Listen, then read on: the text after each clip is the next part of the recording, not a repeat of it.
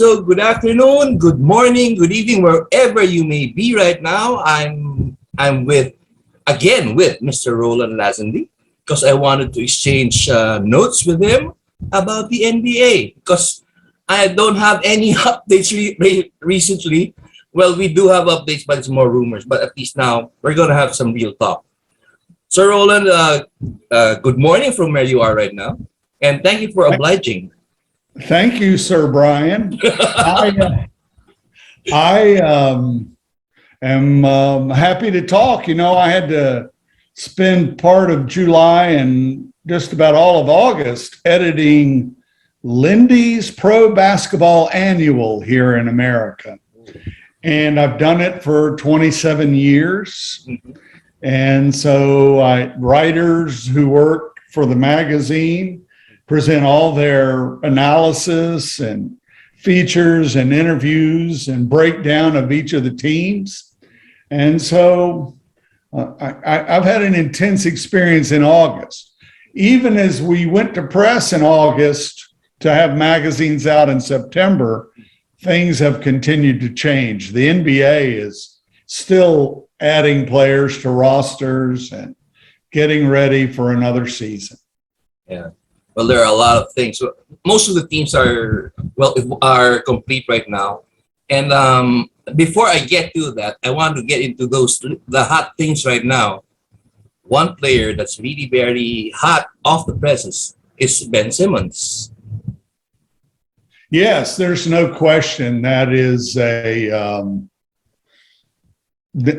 especially in a place like Philadelphia where the fan base is intense, demanding, where the Sixers have great promise. Yeah. And, the playoff every year exposes one thing or another.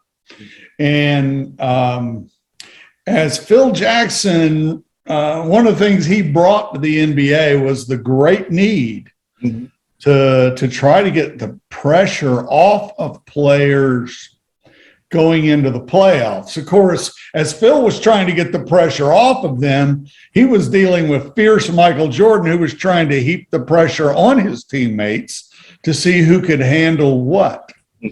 And it was not a good playoff, obviously, for Ben Simmons. And he's a player who's easy to admire. Yes. He is a giving player. He's a ball distributor. He's a fine defender. There are a lot of the many values of the game that Ben Simmons exemplifies. So this is a tough thing. And it's been sort of ugly. But you can go into any pickup game in the Philippines and you're running up and down the floor and everybody's trying to get their best team up because they want to win. Sure. They want to keep playing. And if there's somebody out there on the court that's, for one reason or another, can't make shots, can't defend, well, it's like the wolf pack. The weak members get eliminated early. Now, if the 76ers are a wolf pack, Ben Simmons is a very expensive wolf. True. And very consequential, but he's known for a long time about these deficiencies. True. And the image is that he has not shot the 1,000, 2,000. I mean, he has not done the berserk work to have that confidence level. He may have and still not have it. I don't know. It's hard to say. I have coached. I have worked with players who are insane, who sort of had that Kobe Bryant mentality. And we would love all players to have that. Let's be honest, they do not. But once you get into the playoffs at the highest reaches, when it gets down to it, if you've got a weakness to the Wolfpack, that gets exposed and you get devoured. And that's basically what happened to Ben Simmons last year. So, but this is not pickup. You can't just reach over and get another player off the sideline. That's true. This is huge amounts of money, reputation. It's pretty psychological, this whole thing of human performance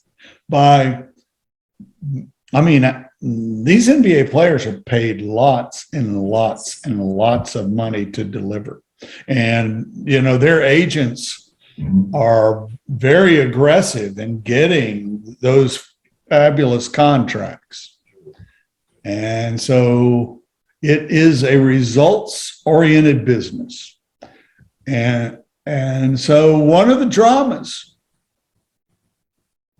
will be, how does Ben Simmons answer this year? And there are a lot of hurt feelings. This is a very awkward time. So there's talk that in your opinion, do you think Ben Simmons, where would he fit? Because I've been reading that he's really determined to leave the Sixers. Well, my first thought is, I hope he was in a gym all summer shooting. All right. Because I think ultimately, I don't care where you play, the game doesn't change. Yes. Now, you may be able to drop back to a team such as Minnesota, which could obviously use this very talented guy. You can drop back to a team such as that, but if that team's going to advance with you, those questions are going to reappear, because that is the nature of playoff basketball. That doesn't mean he has to become a drop dead shooter, but he can't. If he were a tennis player, he couldn't run around his backhand just trying to hit the forehand all the time. I don't know how much tennis is in focus in the Philippines, but it's an example. There are, if you're a soccer player, if you play association football, you have to have the left foot. There are just fundamental things you have to do. Now, Ben Simmons has a lot of fundamentals that are better than most other players. Yes. He's a better ball distributor. He's a better defender, a better passer. He is a presence on the floor that can see over the defense. But this is an issue, because if you can lay off somebody that much and double team wherever you wish, or zone up wherever you wish, eventually especially the other weapons, it's obvious they're not going to be as efficient because there's an extra defender. The last one I read, I wrote about it when I copied, is that the Portland Trailblazers are offering CJ McCollum and Robert Covington plus some picks for Ben Simmons. Do you think that's a fair trade?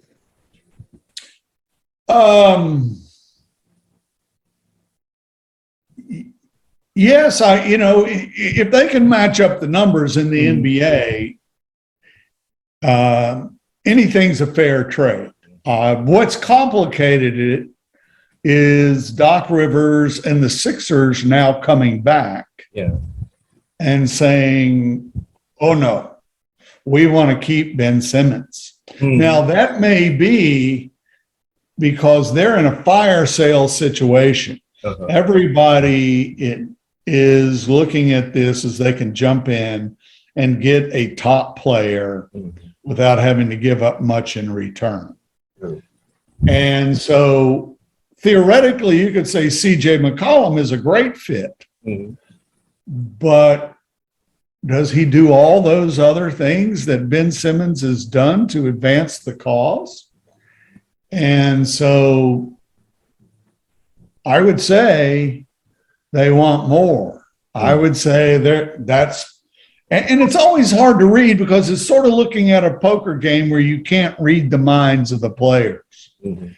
Why is it now that Doc Rivers is saying these things? True. Why did he not say them months ago and be emphatic? Because it's a delicate dance. The chemistry of these teams, what the other players think. And I would guess, I don't know if the Sixers are saying, yeah, we'll make a trade with you, but we want Dame.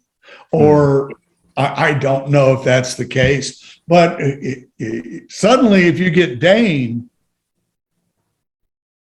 you have a combination of players in Philadelphia that is going to make them sweat a little bit up there in Brooklyn, where the Nets have loaded up. And everybody is throwing out all stops to create these super teams. Yes. It's like the Lakers going and getting Russell Westbrook and dumping all those fine role players to do it. It's an arms race. Everybody wants nuclear weapons. I hate to couch it in such dark terms. Probably should find a different metaphor, but they really want to stack up the all-star talent, and it creates these super teams. You know, it's a different age. All of this is contrary to the value system that our cultures have sort of followed along with sports. You know, the NBA's culture was built on the great Celtics of Bill Russell and the core of players that would come through and then add another core of players later. But it really was about the supreme talent staying with the same team. And then we have Larry Bird and Magic Johnson who bring the NBA alive by being on the same teams and having that rivalry. And the teams around them battling them, like the 76ers in the 80s and Milwaukee, other teams that were challenging, Portland in the West, Houston, whatever. These were stable teams. They had stable identities. The owners were in control of things. And then we come along and we have Jordan with the Bulls, and he and Scottie Pippen are the core, and they basically rebuild around them to create that 6 championship team. And the owner, of course, bought the Bulls. Jerry Reinsdorf bought the Bulls for like $15 million for nothing after Jordan's first year, and went on to make hundreds and hundreds of millions, billions of dollars based on what Jordan did to bring that franchise alive. And yet Reinsdorf wanted to trade those guys rather than, you know, he didn't want to keep it together. It was very much a business deal to Jerry Reinsdorf. And he had Jerry Krause to do the dirty work for him.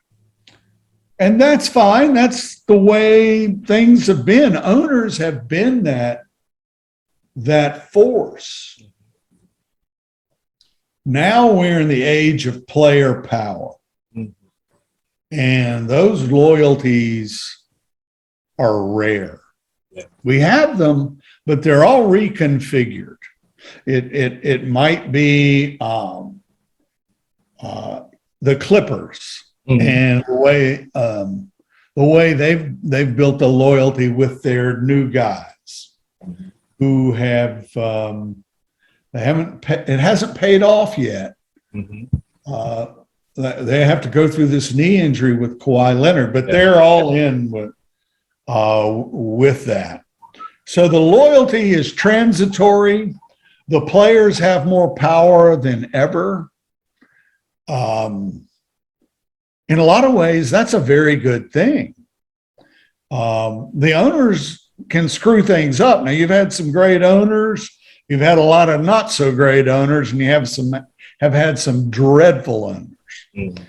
And so player power is this new thing. And so what we're getting is basically pickup basketball at a very high level. Yeah. Now, it involves the trickery of the salary cap, but LeBron James has jumped around here and there, pulling in what he can pull in. The same's happened in Brooklyn. It was attempted in Houston. Sometimes it works just as often, especially when you're dealing with aging players. We're going to see how health affects things, because obviously it was fantastic to watch Kevin Durant in last year's playoffs. He was valiant in trying to get past the Nets' injury issues. He revealed a lot about himself as a player. We'd seen that with Golden State, but he had already formed a super team there. He was an add-on there. Here he carried the whole thing due to the injuries.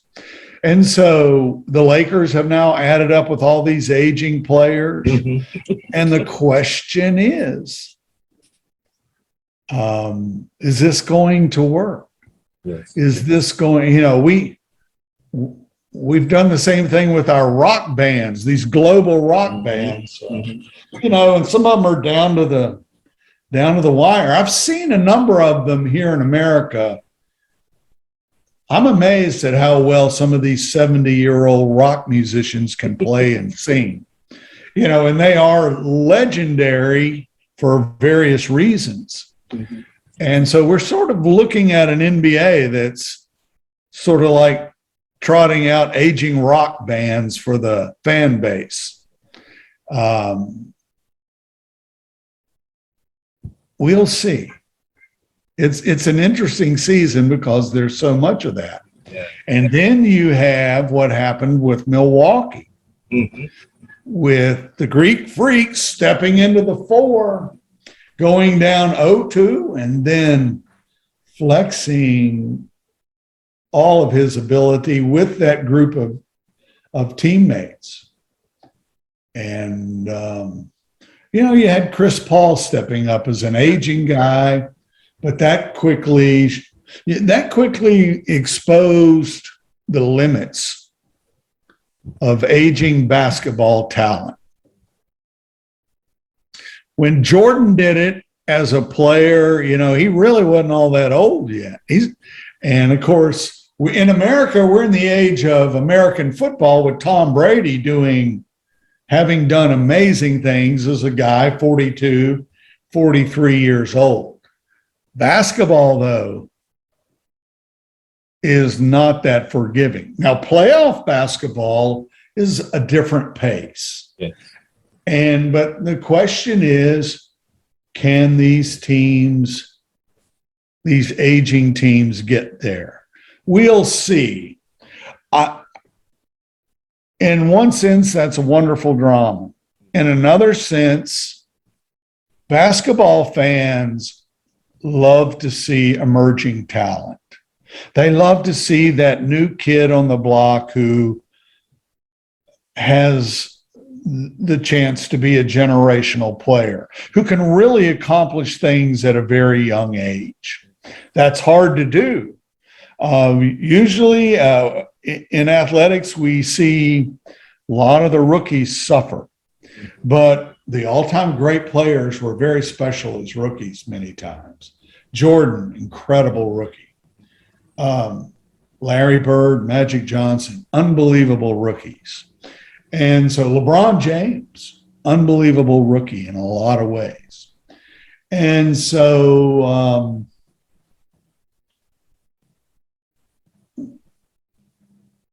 it'll be interesting to see where some team finds a way. I really have picked the Nets to win it.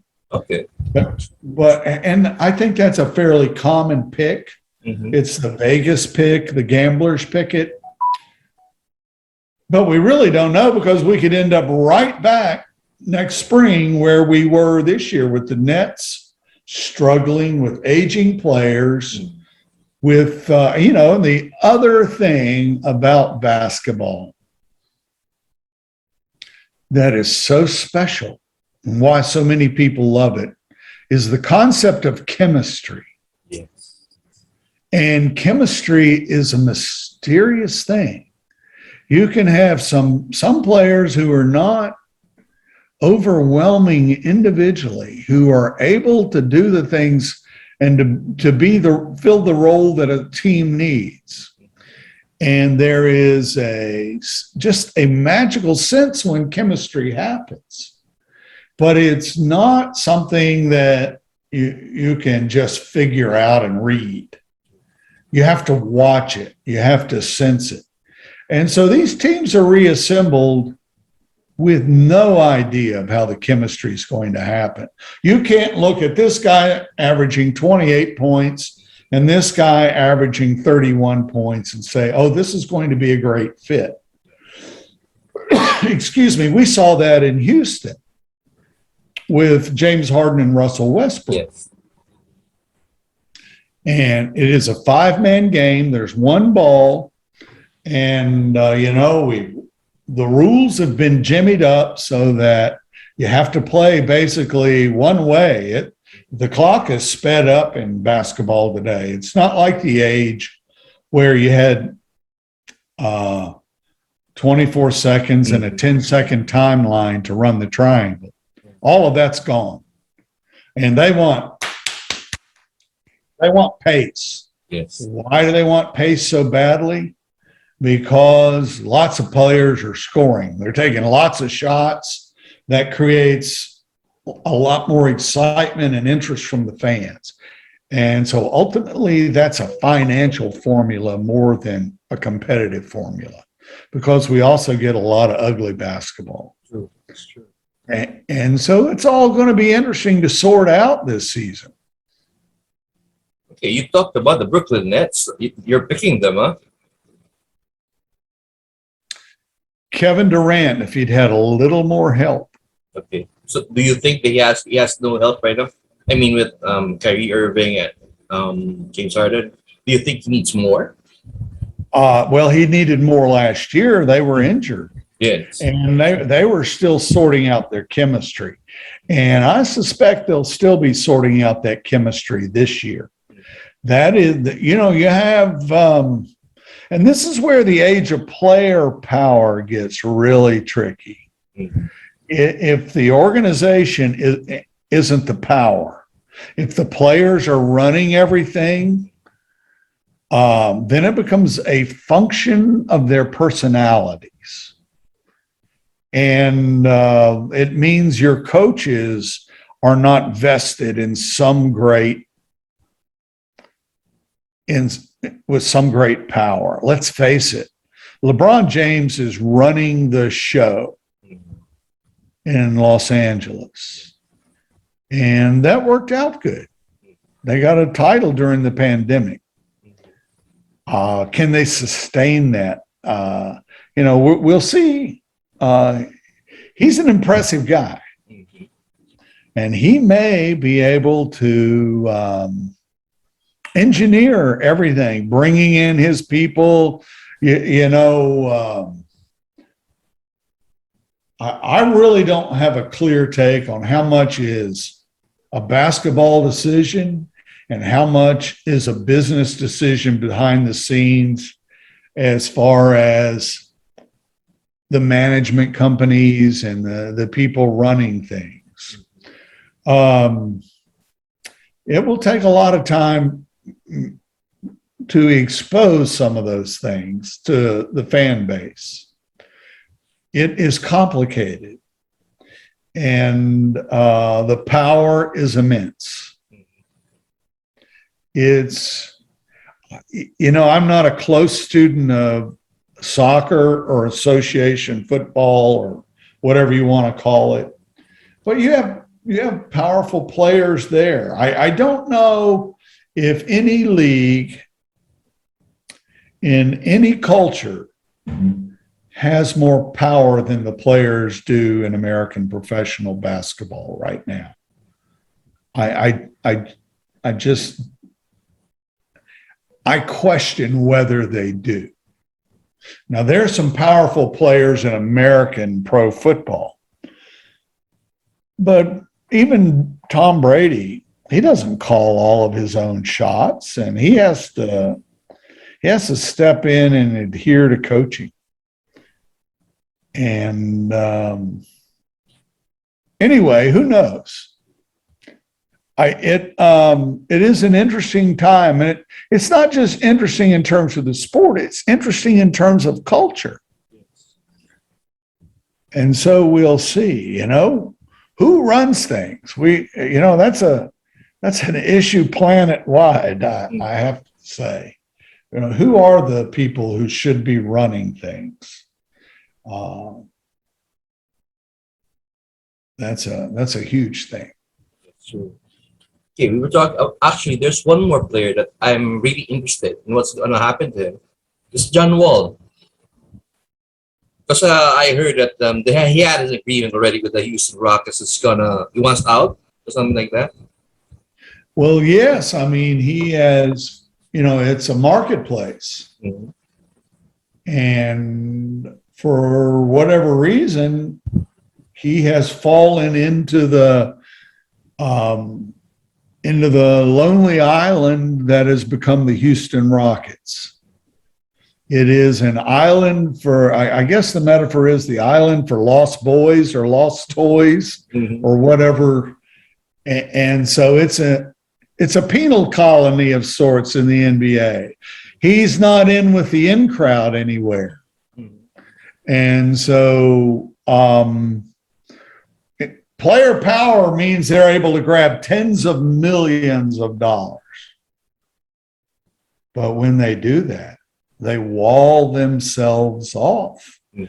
And suddenly, all of these issues about how they're going to fit in with a team, and not just fit in chemistry wise and talent wise, how are they going to fit in financially? Yes. And so that's obviously taken with his injuries. That's got to be a very difficult circumstance for John Wall.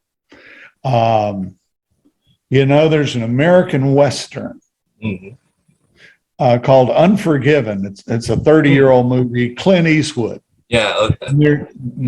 And it's pretty well known because Clint Eastwood's, but he's a killer who in his youth who is dealing with things, and he kills the sheriff in that, and the sheriff says, "I don't deserve this," and Clint Eastwood says, "Deserves got nothing to do with it." And you could argue that John Wall didn't deserve this. Yes. But deserves got nothing to do with it. The main thing is he's owed tens of millions of dollars. Once you get into the sphere of a contract like that, there's a chance that things could work out really well for you. There's also a chance things could end up fairly poisonous. Mhm. In other words, you become so expensive, so questionable that you end up on the island of lost toys or lost boys or whatever it is. And that's where John Wall is. Here's a crazy thought for you. What would Ben Simmons for John Wall trade look to you? Well,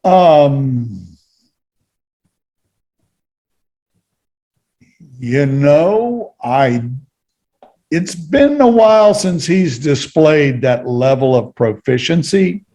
So John Wall has some major question marks. Yeah. Whereas I think you could say Dame Lillard is still fully operational. And I would say that if I were running the Houston Rockets, I think they made a grave mistake allowing him to be devalued the way he was out of the playoffs. It maybe you couldn't protect him. Anyway, they have an asset that has been devalued, but they want to regain value because they're sitting there with a team that could win something. Yeah. And for that to happen, they need to make, it's got to be an exceptional trade. Yes. It's got to be somebody who's good to go, who's going to make a great pairing with the rest of that roster. And you know, that's there are just not too many of those options out there to resolve this. Of course, the best way would have been if, and I really don't know if Ben Simmons has that kind of work ethic. It is hard to sit there and shoot all those ugly shots, and until you start to really find rhythm and confidence. It's not a pretty thing, but it is a process that usually bears a lot of fruit. And I don't know Ben Simmons. And, you know, you take young players like the NBA does today. Jerry Krause used to say it was the perfect recipe for an asshole. You take a young kid who's got a lot of talent. He's not a complete player, but you give him mountains of money. And suddenly the things you need him to do, he's got people in his ear saying, screw them, you know, that it's not your fault. And so sometimes all of it gets sideways for the team and for the player. And so we'll find out just how sideways that situation is. I do know this, it's important. Ben Simmons is an important international player.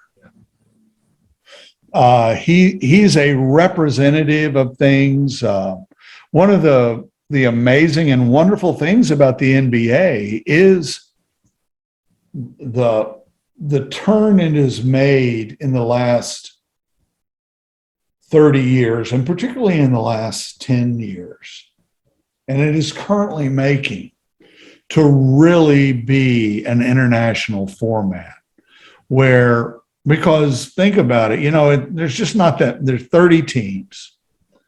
You know, you're looking 300 to 400 of the elite freak athletes on the planet. And they're freaks. It's not just the Greek freak. There are freaks of every nature.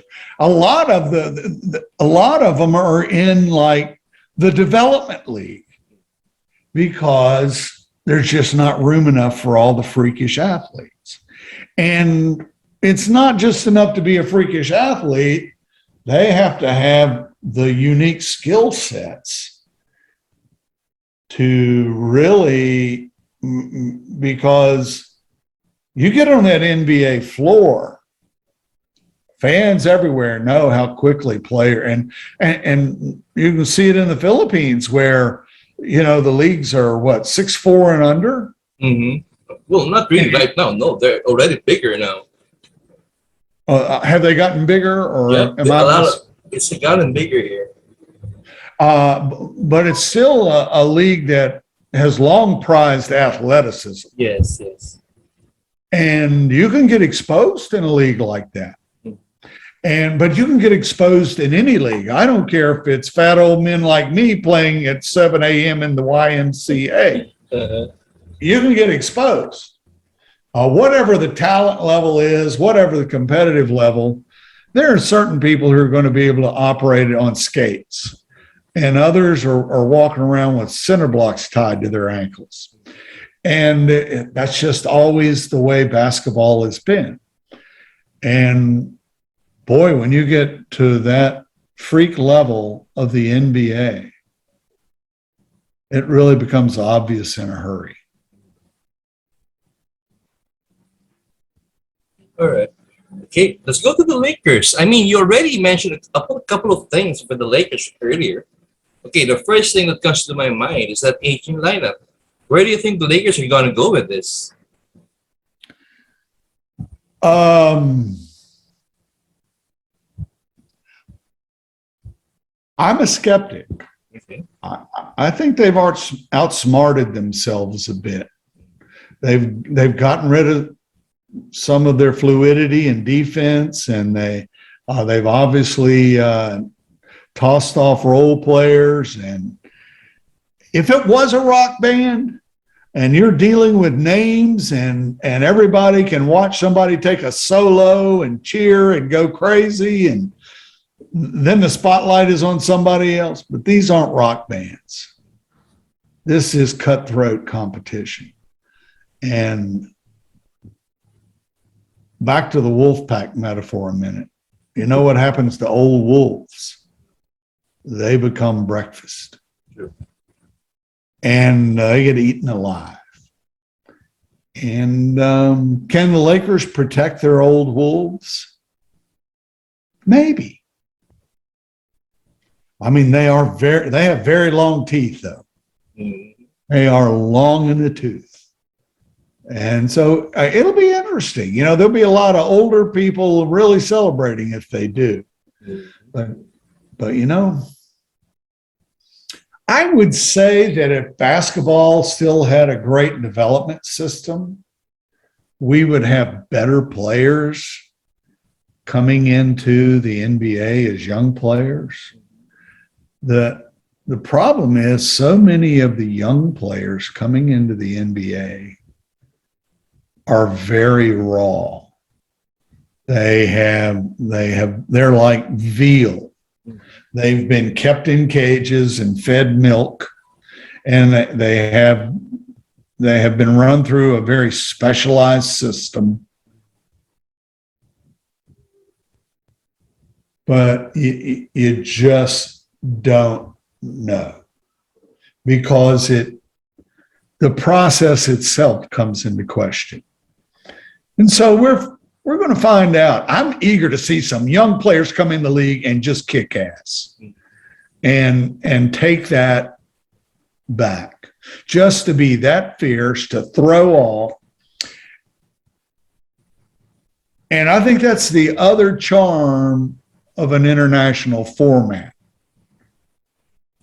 You have sometimes players from other places. The NBA is really starting to develop Africa, but other places as well. And so competitive genius is a precious thing. And so we'll see where, you know, fans have been treated. I mean, even if they weren't alive during the Jordan era, they've been treated to the documentary. They have a sense of that, and we're going to see a Magic Johnson documentary soon. I hear. I'm writing a book on him, but we're going to see a documentary on him. And I think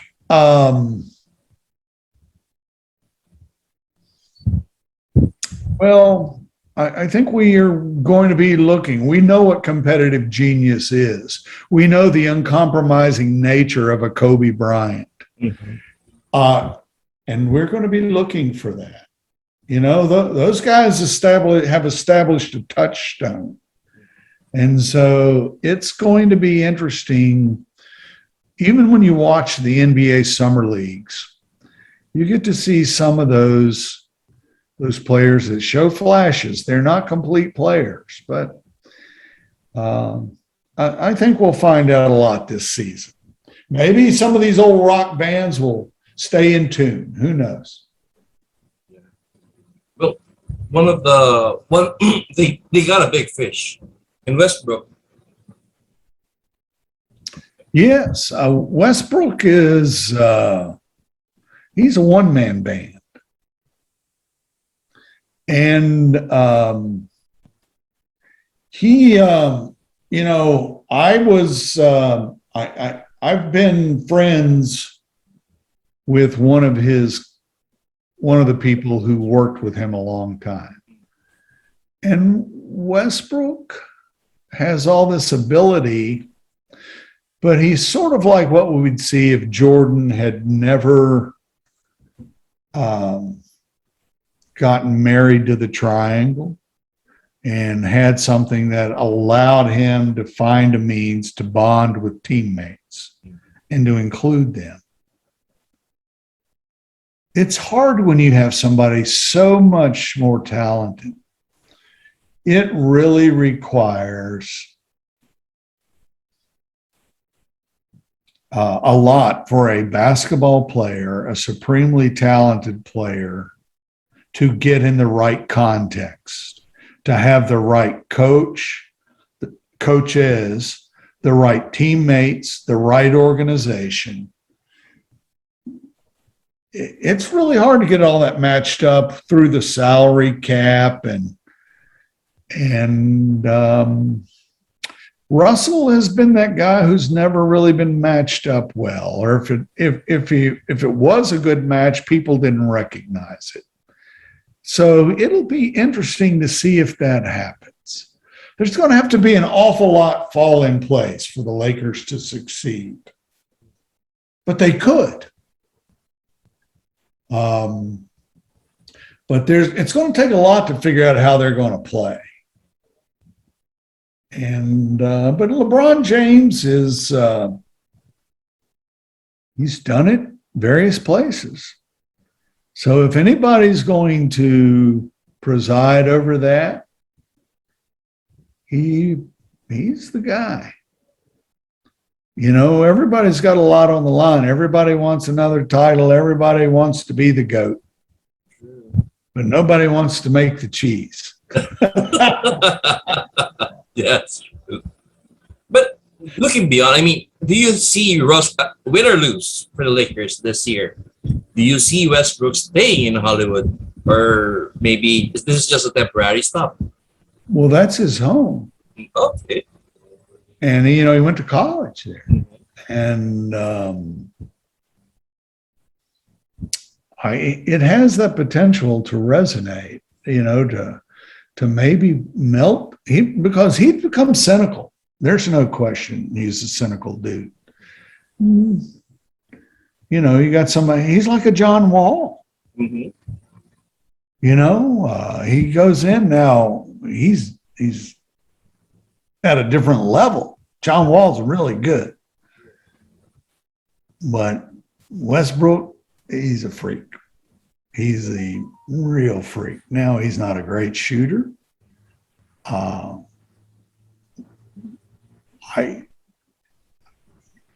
What are the Lakers going to do there? Maybe it'll be a league of Ben Simmons type situations. Suddenly, I don't know. It'll be interesting to see how they come up with the scoring, because they have created this. The suits of the NBA have created this game that really is geared in a different way. They've jimmied the rules and they've fed it all into something. We'll see. It's somebody's got to win it. Somebody's going to be lucky at the right time. Yeah. Somebody's going to be healthy. Somebody who's going to have found the right chemistry. Who would have thought it would have been the Phoenix Suns? Yes, that's true. Who would have thought it would have been the Phoenix Suns taking a 2-0 lead in the finals? Who would have thought it then turned around and became the grittiness and the emergence of the ultimate freak in a league of freaks? It was in it. We've been treated to an interesting season. Yeah. And we could it'll be interesting. How good is Miami going to be? They were in it. Yep. Not last year, but they've done some upgrades.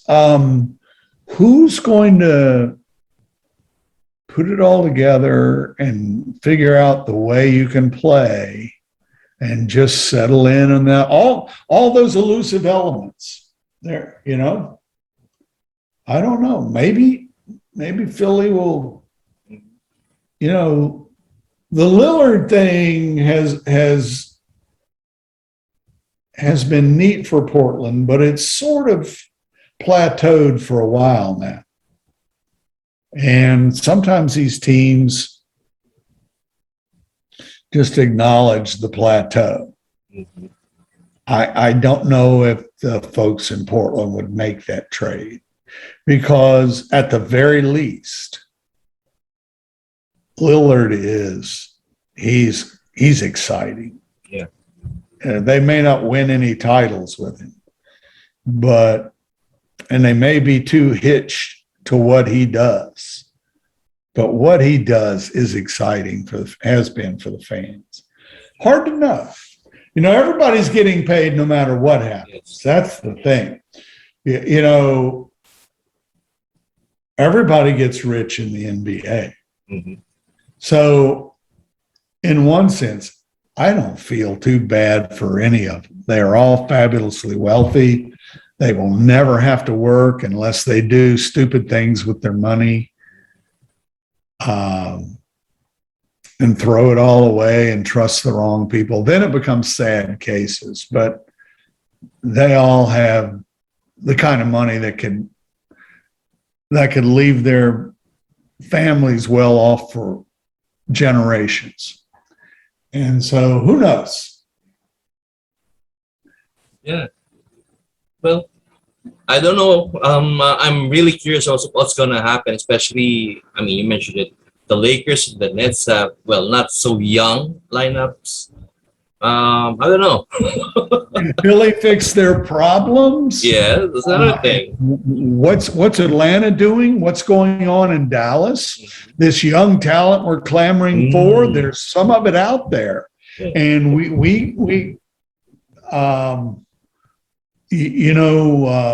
Dallas has reconfigured things a bit, and they've got to find some answers. And Atlanta with Trey, that's been a pretty exciting young team. And so I would love to see something like that happen. And you cannot discount also the Golden State Warriors. No, you can't. It'll be interesting. I am of the modern NBA players, when it comes to admiration, it's easy to admire those guys.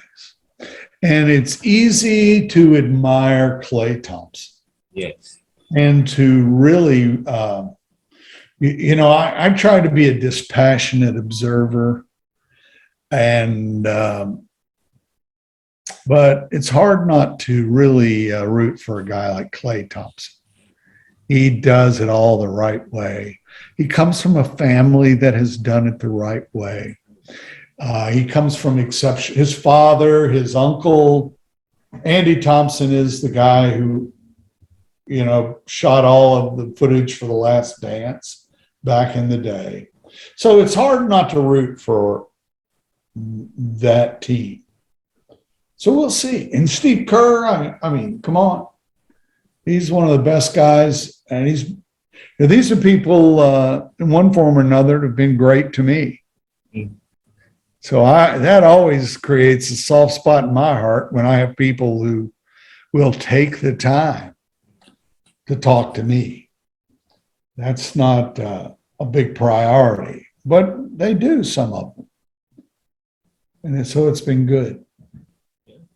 Well, wait, one more thing. What is your take on Rajon Rondo, Dwight Howard returning to the Lakers? Will it make a difference? Rondo is a competitor. He always has been. He finds a way to fit. Sometimes it works, sometimes it doesn't. He doesn't put up with a lot of crap. Sometimes he should put up with a little more crap. But no, he's a true spirit.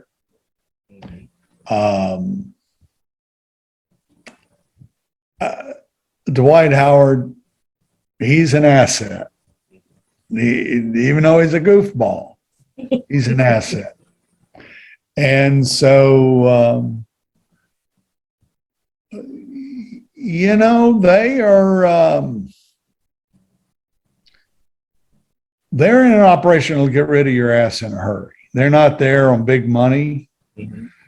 They have a certain thing they've got to do or try to make, and they may not. And if they can't produce what they're supposed to produce, they at least got to stay with the flow. They can't be petulant and so we'll see. We'll see. How about Carmelo and DeAndre Jordan? They are assets as long as they're able to do spot duty and stay healthy. Can a team like that defend? Can it? I question that. But maybe it can. Maybe it'll be able to defend well enough to get by. You know, Caruso, they lost him. Chicago gave him plenty of money. Chicago's become a serious team. Yes. They sort of been farting around for a long time. Mm-hmm. They finally have become a serious team, and they have some players. And, the Lakers lost some, that trade for Westbrook, they got rid of, Kuzma. yeah. And we'll see. You know, hard to know. Washington could be better. Mm-hmm. We'll see there too. Certain franchises just make decisions for the wrong reasons. And Washington's kind of been one of those, it seems. We'll see. I'm sort of interested in Charlotte. I don't know. There are teams like that. I kind of pull for some of those teams to rise. Those kinds of things are good for the NBA. I remember when Garnett was a rookie, first, second year, third year player, and Stephon Marbury. Mm-hmm. I would travel on the road and go interview those guys and watch that team. They had different role players in there. Gugliotta. Mm-hmm. That was fun to watch that team rise. It was fun to watch the Nets rise with what they did. Now, they blew all that up and got rid of just about everybody who was, and they even got rid of the coach who built that up. And they became a star-studded show. It's like, get out of the way, you guys, that we're building a culture here. We're coming in with our aging or our rock stars, Get out of the way. You see it in music. There will be bands that rise up and do some good things. And the next thing you know, a producer will take it over and get rid of most of the people and keep the one person he thinks the talent. And so we'll see. It's just show business in the NBA. We're looking at show business. And we'll have to see. Show business gets exposed too. And so we'll just have to see how much it will come down to show business and how much it'll come down to grit. Last year it came down to grit. Mm-hmm. True. Anyway, I think that's about it for now, Sir Roland, because I want to invite you again for the future because there's a lot of things to talk about. I'm happy. This gives us a baseline. If you want to visit again into the season, I'll be watching. I know you'll be watching, Yep. so it's fun to talk. Yeah, it is. Oh, can you maybe you'd like to tell us something more about that about Magic that book you're gonna do? It's 850 pages, lots of interviews. I've got to get it down there. That's why I'm here now, looking at ways to cut it and condense it. It's a big story. So that's what's been keeping you busy now. Oh yeah, it is. I've lived with it now almost 3 years, Okay. and it's a big story, I'm gonna- complicated story. well, I'm looking forward to that. Thank you, Brian. Anyway, thank you so much, Sir Roland. Yeah. It was, as usual, a pleasure talking to you. And Likewise, I enjoyed it. It's fun. And I just have to add before I go, it's always fun with a basketball culture like the Philippines. Yeah. If you get a chance, give a shout out to Tim Cone. Oh, by the way, did you see that? I mean, the tweet, he responded. You remember the last thing I wrote? Yeah. He responded to you. Did he? I'll have to go back and check. I'll try to find it. I know it's on my thread on Twitter. I'll give it to you. He responded to you.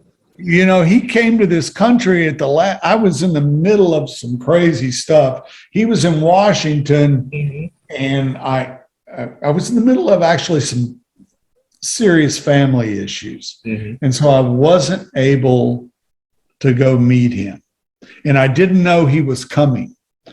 But that is one of the big disappointments of 2021 for me, that I wasn't able to sit down and really visit, because he is a global basketball gift. And he's not he's a very humble man. But he really has a few things that is special. Okay. So shout out to him. All right. Okay, Coach Tim Cone. And well, actually, Coach Tim Cone has a lot of problems right now with his team in the PBA, because they're on the brink of being eliminated. They have a game on Saturday. I'll tell you then, I know he is so competitive, and he's the standard. So that's momentous. I'll have to jump in and check that out. Ironically, he's also dealing with player injuries. Dealing with injuries to key players. Right. Yeah. Well, that's the thing about a game like basketball. You got to have depth, and it's hard to develop and hard to have. Yeah. But if you're lucky, if you work hard and get in position to be lucky, then you have a chance. And that's always been, he's always done all of the work. I mean, unbelievable levels of work. Sometimes you can't be fortunate, but you have to have a little bit of luck with it too, obviously. That's true. Okay. Sir Roland, before. Yeah. Oh, I'm sorry. One other thing. No, it's okay. You were saying? I just wishing him the best. Yeah, I'll try to send it to him. Thank you. There you go. All right. I know you're a very busy guy, Sir Roland. I won't keep you long, but hopefully in the future we can hook up again. Yeah. No, this is good. Yeah. This worked well. Yeah. Because, I've been writing NBA stuff. I want some credible information. Well, I've spent a lot of time with it. I'm a help, but I'm not a know-it-all. That's okay. At least it makes sense what we talk. Yeah. We don't speculate, we analyze it. That's it. Right. Okay, I won't keep you long. Thank you so much, Sir Roland, and Yeah. I'll ring you up again. All right. See ya. Take care. Bye now. Bye-bye.